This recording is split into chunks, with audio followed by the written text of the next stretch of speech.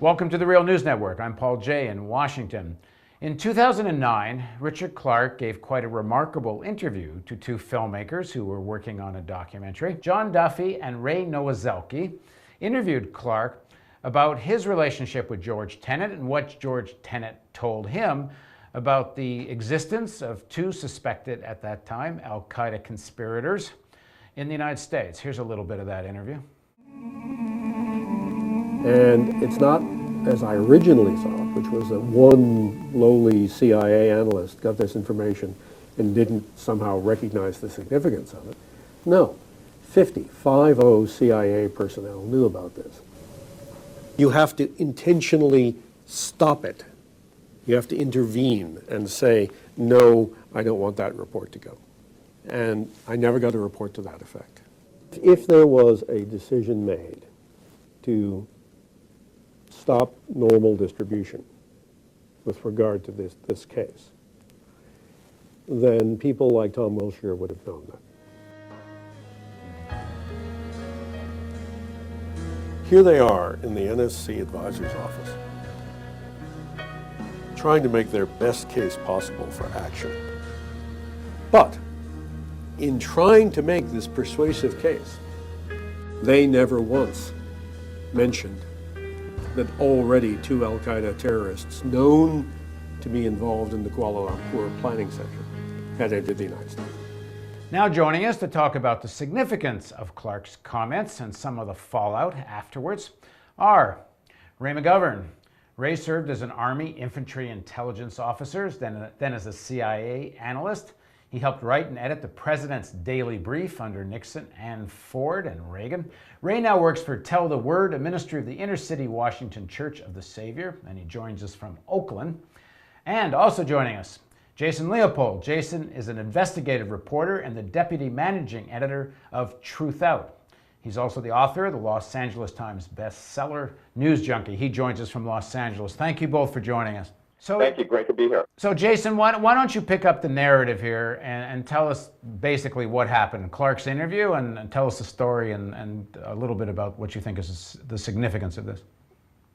Sure. Well, these two filmmakers spoke to Clarke back in October of 2009, and they had been basically investigating what happened with regard to two of the hijackers who made their way into the United States in 2000, undetected, apparently, by the various intelligence agencies, even though the CIA had been monitoring one of the key Al-Qaeda meetings taking place where 9/11 was discussed in Malaysia.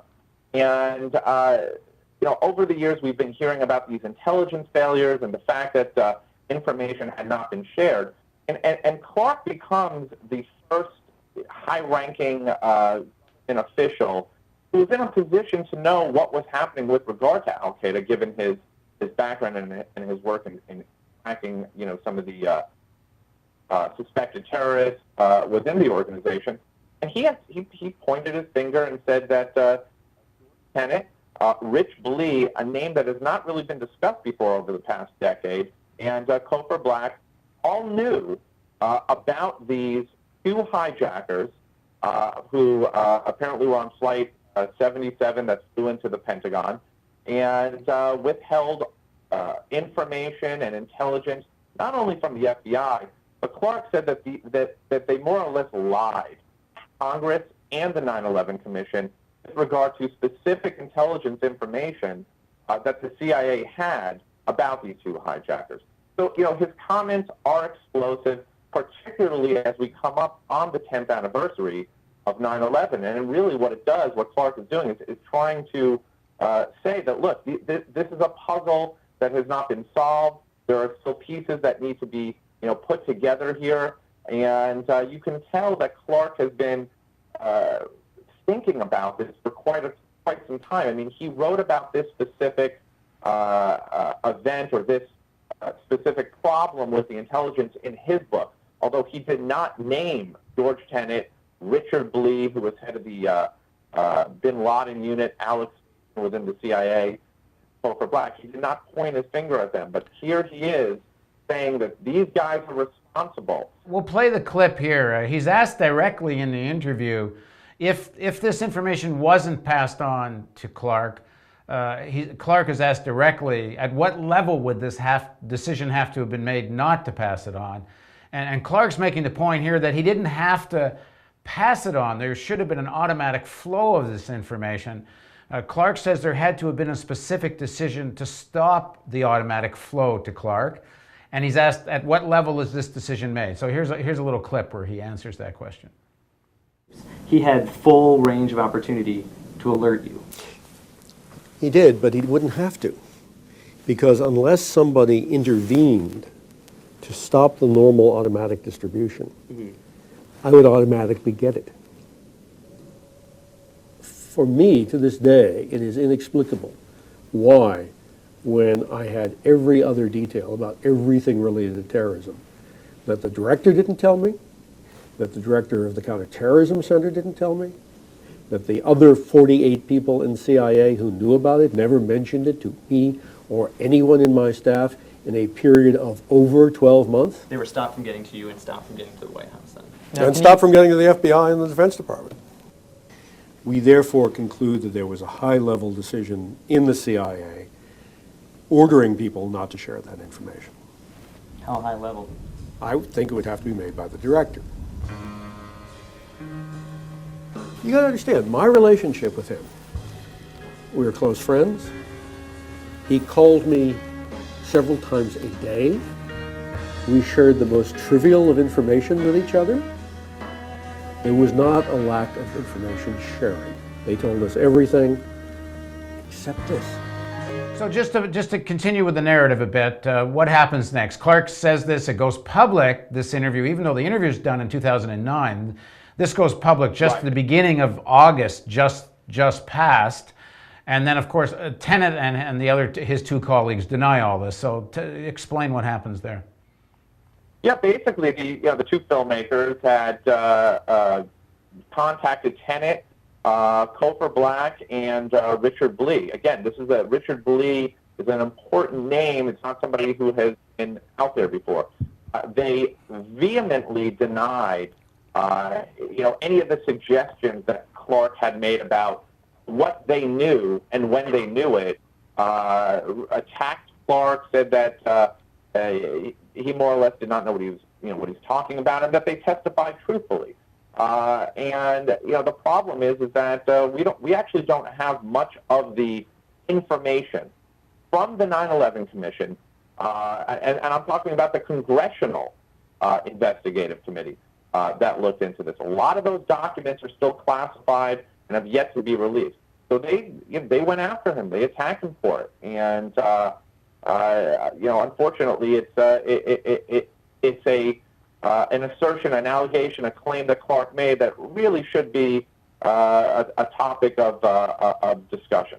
Ray, what's your take? There has been very little in mainstream media reporting on this, which is rather strange given that Clarke is a mainstream player. He's not a marginal guy in all of this. It's truly mind-boggling that the fawning corporate media, which is my term for the, quote, mainstream media, end quote, has been able to avoid this story. After all, you have a principal advisor to President Bush accusing the head of CIA of dereliction of duty at the very least, and saying that had he done his job, 9/11 might have been prevented. At least the plane might have been prevented from going into the Pentagon, which was the plane that these two al-Qaeda operatives were on. Now, Tenet knew that they were in country for over a year, but never saw fit to tell Clarke. Clarke makes the point that he was in receipt of just everything from Tenet, and that it would have taken personal intervention on the part of Tenet to prevent him from getting the normal dissemination of that information.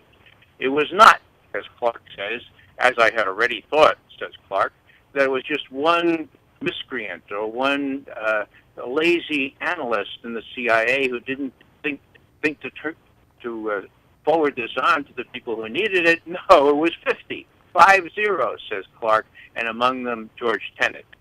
So in many respects, it boils down to a contest between George Tenet, who in my view has zero credibility, and Richard Clarke, who in my view has a great deal of credibility. When Tenet, through his spokesman, says, "Now wait a second, we swore under oath on this." Well, that makes me laugh if it was really funny. But under oath, Tenet perjured himself before the 9/11 Commission by saying that he wasn't in touch with President Bush for the entire month of August, even by telephone. That was a lie. And later that evening, one of his henchmen called the 9/11 Commission and said, the director misspoke. When you swear under oath and then you don't tell the truth, you don't have any credibility left with me, and Clarke has a great deal of credibility. I haven't caught him in any lies yet. Jason, Clarke sort of speculates why he thinks Tenet did all this.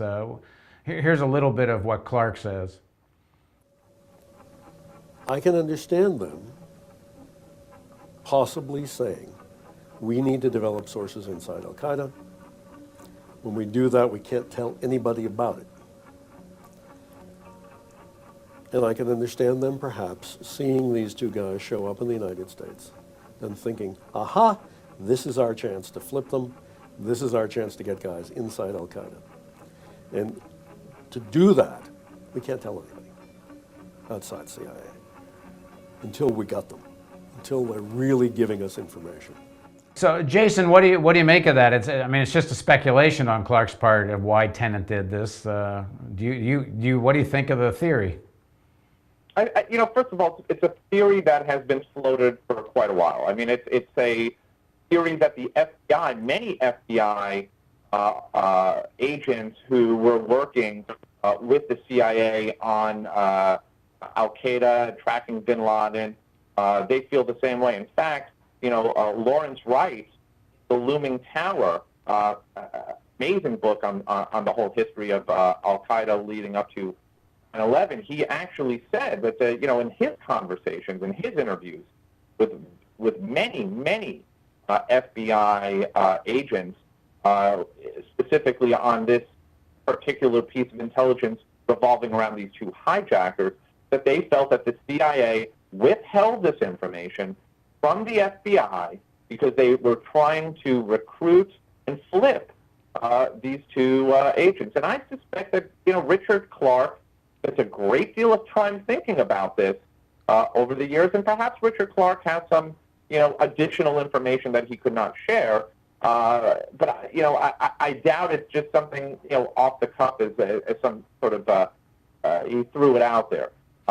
He has thought about it. He wrote about it, as I indicated, in his book as well. So right now it takes on just a new urgency because we're approaching the 10th anniversary of 9/11, because now we're starting to see the mainstream media covering a little bit more about the intelligence failures, why they have not done it over the course of the past decade. I don't have the answer to that, but we're starting to see these these issues become relevant.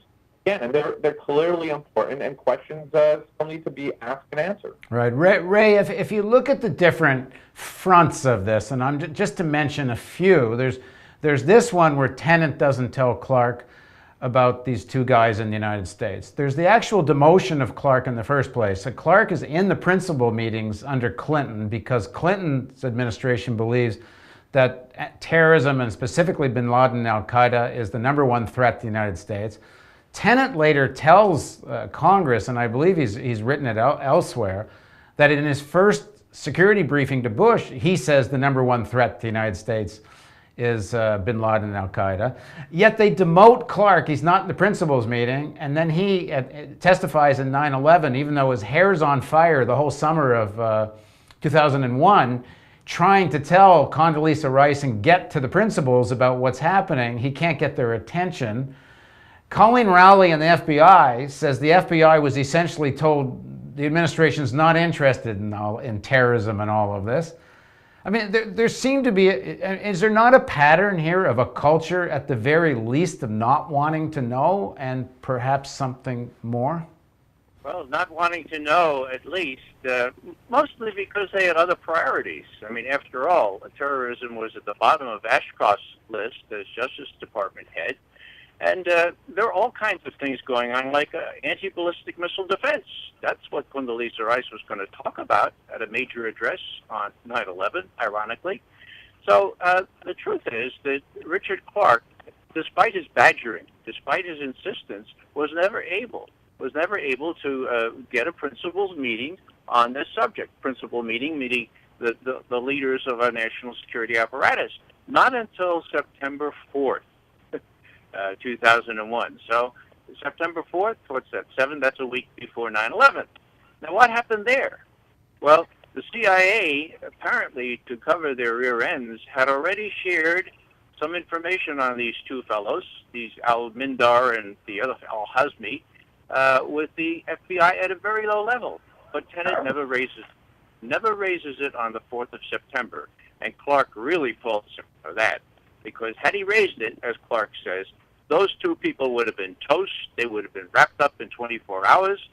Certainly, they would not have been able to get on the American Airlines 77 flight that hit the Pentagon, and the whole thing could have been unraveled. Ray, how does Ashcroft not be interested in terrorism when the FBI says the #1 man on the 10 most wanted list is bin Laden? How can you not be interested in that? Well, if you're incompetent, and if you don't know what's important, and if you're serving other interests, and you think that terrorism is just a problem that's magnified by Richard Clarke and only by Richard Clarke and some of his minions like Tenet, then you can be completely divorced from reality. That's how I see it. These people were incredibly incompetent. They didn't want to listen. They didn't, and we know what happened. Jason, given what we know of a lot of people have talked about the project for the new American century and this famous line people talk about the need for a new Pearl Harbor.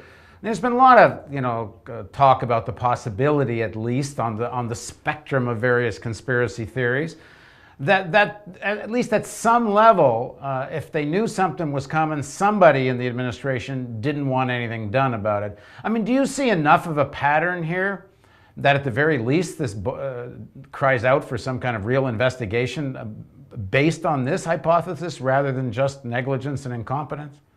Yeah, I think that I think it's worth looking into it. I personally have not seen any evidence that would suggest that the conspiracy theories are actually the facts. I think that there are a lot of that need to be answered specifically based on what Clarke is saying. Look, what's really important to know about these two specific hijackers as well is that they weren't even put on a no-fly list. They had, the intelligence agencies, or at least the CIA, they knew that one of them had already had obtained a visa for traveling back and forth. The State Department was not alerted. They were allowed to enter the United States. When one of the liaisons, who was working, the FBI agent working with the CIA, wanted to alert others at the FBI about this, the CIA said, no, you cannot alert them. This information has to stay here. So you start to take a look at that, and sure, it does suggest that perhaps something larger was going on. None of these pieces on their own maybe say that, but when you look at the Iron Man story, which you ran on Truth Out, I mean, you co-authored on Truth Out, you have a Joint Force Intelligence Committee saying, according to the whistleblower Iron Man, that pre-9/11 they had actually said and even predicted that if there was an attack, it would be on the World Trade Center. One tower might collapse into the other. The Pentagon was the other target. The attack could come by air. I mean, the fact that in theory that gets closed down by one of the senior people there, mayors. I mean, you put all these different pieces together, there's a bit of a smoking gun here, is there not? There absolutely is. And in fact, that story on the Joint Forces Intelligence Committee and the work that this asymmetrical warfare unit was doing, particularly on Al-Qaeda, and the briefing slides that they had, in which they were showing that the likely targets were the Pentagon and the World Trade Center. Sure, it does raise a lot of questions and does certainly beg for further investigation. For me personally, I have to see, additional evidence to show that, hey, high-level administration officials, government officials, knew this was actually happening and basically sat back and allowed it to happen. I think that Clarke actually went that far, though. I think Clarke did say that George Tenet, Rich Blee, Cofer Black, and others allowed the attack to happen.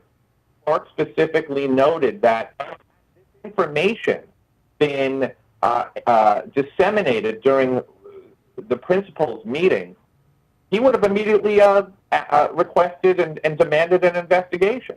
And he also says that, look, the CIA to protect itself, Tenet perhaps to protect his own rear, more or less allowed this to happen. And I think Clarke did go that far. Ray, what do you make of this? Is there a pattern here of something more? Or at the least, is this a question for you? Well, first off, when you have the two co-chairs of the 9/11 Commission saying in their book, we were set up to fail.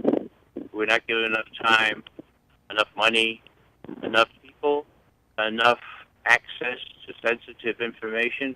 Well, hello. Who will quarrel with the notion that an independent investigation is necessary to address precisely the things that you and Jason were just talking about?